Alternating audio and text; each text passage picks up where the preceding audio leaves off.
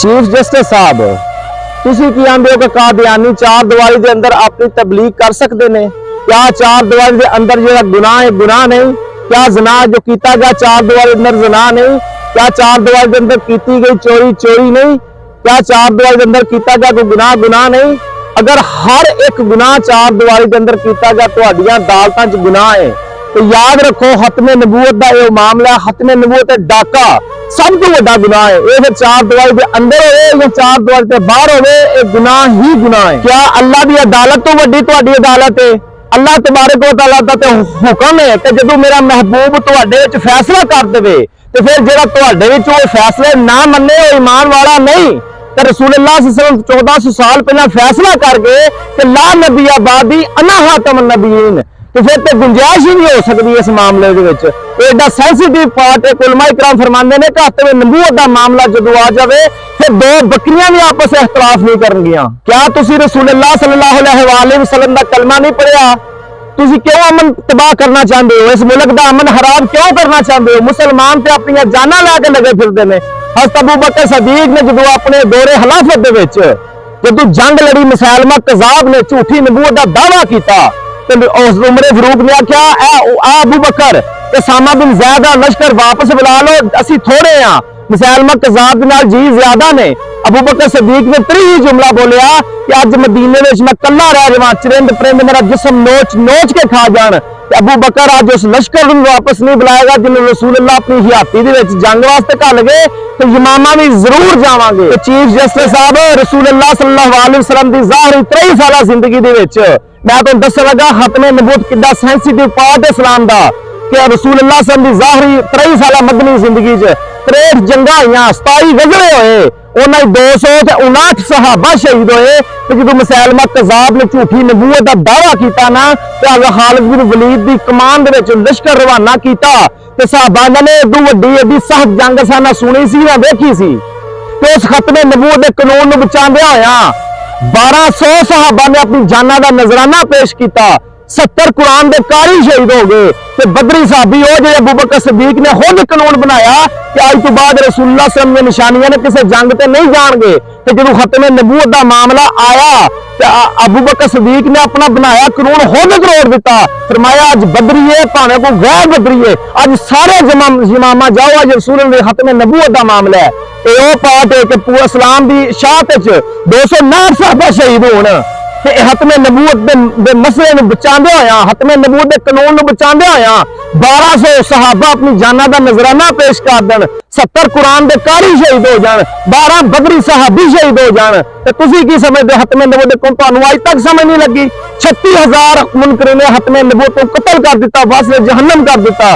ये तो इस्लाम की बुनियाद है हतमे नबूवत। जिस बंदे का खत्मे नबूवत का अकीदे भी यकीन नहीं हो तो ईमान वाला ही नहीं। तुसी केड़े ईमान वाले? मेहरबानी करो पाकिस्तान का अमन खराब ना करो इंशाअल्लाह ताला ना सा अमन खराब होने देना है। असली कतलो गारत वाले भी नहीं ते फसाद वाले भी नहीं तो पाकिस्तान का हर पुलिस वाला खत्मे नबूवत का मुजाहिद है। हर फौजी पाकिस्तान का जिहड़ा खत्मे नबूवत का मुजाहिद है। पाकिस्तान का बच्चा बच्चा बंदा बंदा खत्मे नबूवत का मुजाहिद है तो खत्मे नबूवत डाकुआं की तो कोई जगह नहीं। ये पाकिस्तान की जी सरजमीन है क्या है चार दीवारी नहीं? इस चार दीवारी के अंदर खत्मे नबूवत डाका नहीं बज सकता। साडी तुहाडे नाल कोई मुखालफत नहीं कोई बुग़्ज़ नहीं।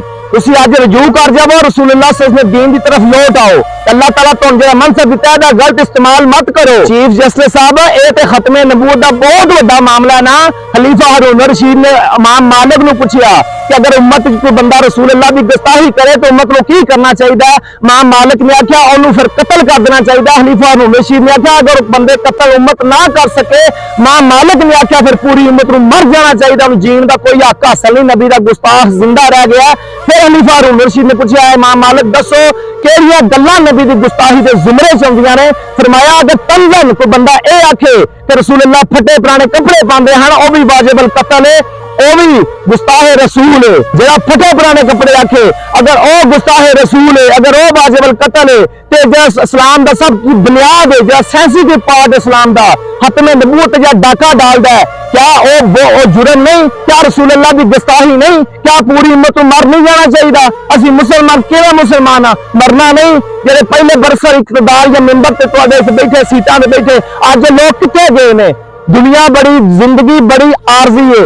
याद रखिया जे मर जाना है बहुत जल्द, बड़ी जल्दी मौतां हो रही ने। तो रसूलुल्लाह सल्लल्लाहु अलैहि वसल्लम कल कब्र दे विच जाके चेहरे में पेश होवोगे कि असीं तुहारां दे नाल असीं इत्तेहाद कीते रखे ना, ना इंज नहीं होना।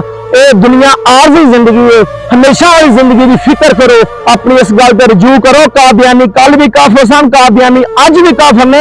अल्लाह की इज्जत की कसम है, क़यामत तक कादियानी काफिर रहणगे, क्योंकि रसूलुल्लाह सल्लल्लाहु अलैहि वसल्लम खत्मे नबूवत दे डाकू ने। चाहिदा ते ये सी कि काजी फाइज ईसा सुप्रीम कोर्ट के जज नूं कटहरे खड़िया करदे ते इहनूं सजा सुनाई जाती। क्यों?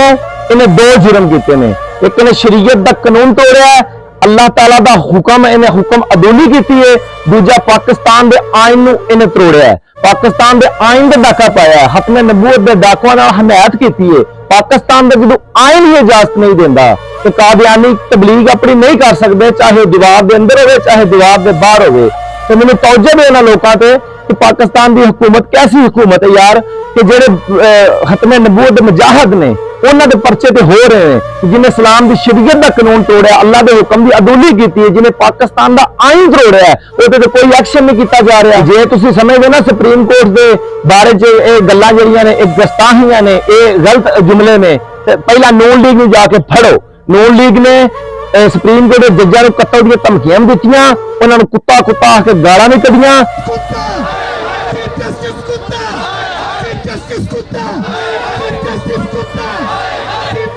इन्हां सुप्रीम कोर्ट की इज्जत नफ्स नूं मजबूर भी किया, इन्हां सुप्रीम कोर्ट ते हमला किया। जिस जज ने पाकिस्तान का आइन तोड़िया, शरीयत का कानून तोड़िया, उन्होंने तो किसी पूछया को ना कि वो अज लोग सानू सजावां देण ते तुले हुए ने, जिन्हां कल तक खुद सुप्रीम कोर्ट ते हमले किए, जिन्हां जज्जां नूं गालां कढियां, जिन्हां जज्जां नूं धी भैण एक कीती, ਉਹ ਨੂਨ ਲੀਗ वाले।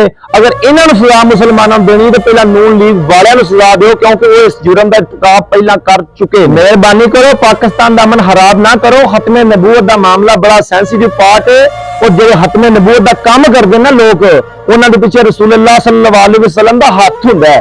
तो याद रखिया जे तुसीं मुसलमान हो, खत्मे नबूवत दे जे तुहां डाका मारिया, उन्हां दे डाकुआं नाल हमायत कीती है, अज रजू कर जावो, कल मरना है, ताकि साडी बख्शिश दा कोई जरिया बन सके।